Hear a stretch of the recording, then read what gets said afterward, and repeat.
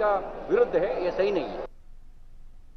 In another development, the Supreme Court will today hear fresh plea of two independent Karnataka MLAs seeking holding of floor test forthwith in the State Assembly on the trust motion. The two MLAs who withdrew support to the Congress-JDS government in Karnataka moved top court seeking a direction to the Kumaraswamy-led government for conducting a floor test immediately. A bench headed by Chief Justice Ranjan Gogoi had declined to hear the plea of R. Shankar and H. Nagesh yesterday. And my colleague Vikas Sarthi is joining us on phone line from the Supreme Court. Vikas, give us details of what the two independent MLAs are seeking from the Apex Court regarding the trust vote.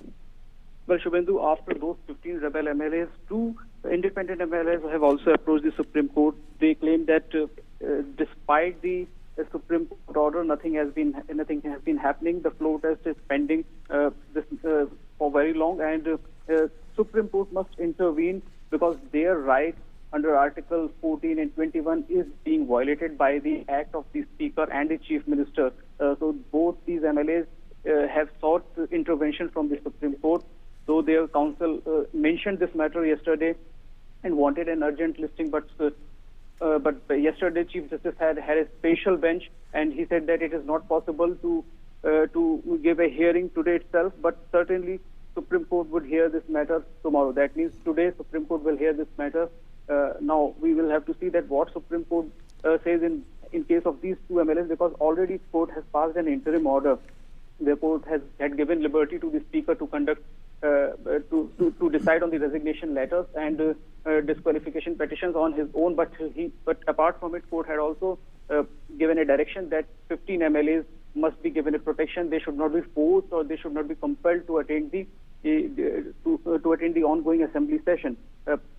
Now today court will hear this matter in the end of the board. The last case is of these two independent MLAs, and court will decide that what should be done.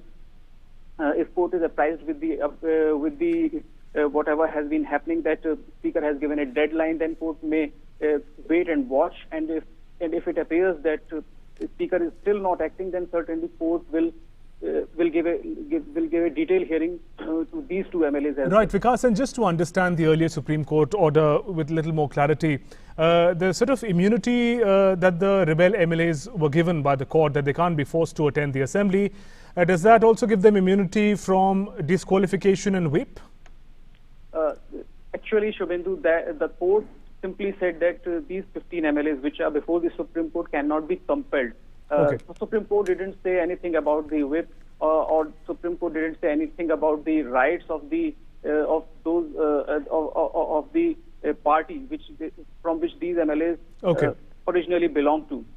And the court simply said that these 15 MLAs cannot be forced. After that, Congress party filed a writ petition, and along with the JDS, and their leader said that their right as a political party is being violated by the Supreme Court order. They want certain clarification, though neither Congress nor the JDS approached the CJI bench and mentioned this matter for an urgent hearing. They just filed, and they are just waiting that what happens next. But there are two petitions pending before the Supreme Court, each from the Congress and JDS, where they have sought clarification from the CJI that their right is being violated by the previous order, despite they were not the party before.